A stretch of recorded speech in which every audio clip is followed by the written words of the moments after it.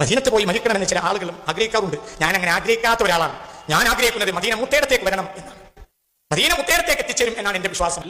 ഇത്രയും ദീനിൽ നിന്ന് അകന്നു പോകുന്ന വാക്ക് നബി സല്ലല്ലാഹു അലൈഹി വസല്ലം നിങ്ങൾ പറയുന്ന അൽ മദീനതു ഖൈറുൽ ലഹും ലൗ കാനൂ യഅലമൂൻ. അവർക്ക് വിവരമുണ്ടെങ്കിൽ നബി പറഞ്ഞ കാര്യമില്ല, ലൗ കാനൂ യഅലമൂൻ, അവർക്ക് വിവരമുണ്ടെങ്കിൽ, അവരറിയുകയാണെങ്കിൽ, അൽ മദീനതു ഖൈറുൽ ലഹും, മദീന അവർക്ക് ഖൈറാ. ആ മദീനയെ സംബന്ധിച്ചുള്ള വിശ്വാസം നഷ്ടപ്പെടുത്തുന്ന ബിദ്അത്ത് യാദത്രീഖത്തിൽ കുടുങ്ങിയാൽ അങ്ങനെയാണ്.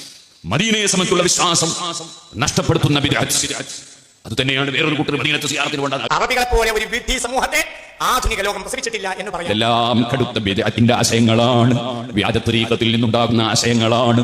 അതിലൊന്നും മുസ്ലിമീങ്ങൾ പെട്ടുപോകാൻ പാടില്ല. മനുഷ്യ ഹൃദയങ്ങളെ അല്ലാഹുവിലേക്ക് ക്ഷണിക്കണം. നമ്മുടെ നാട്ടിലേക്കും നമ്മളെ പള്ളിയൊന്നല്ല ക്ഷണിക്കേണ്ടത്, അല്ലാഹുവിലേക്ക് ക്ഷണിക്കണം. അതിനുള്ള ദഅവത്തിന്റെ ഭാഗമാണ് നമ്മുടെ ദീനീ സ്ഥാപനങ്ങൾ.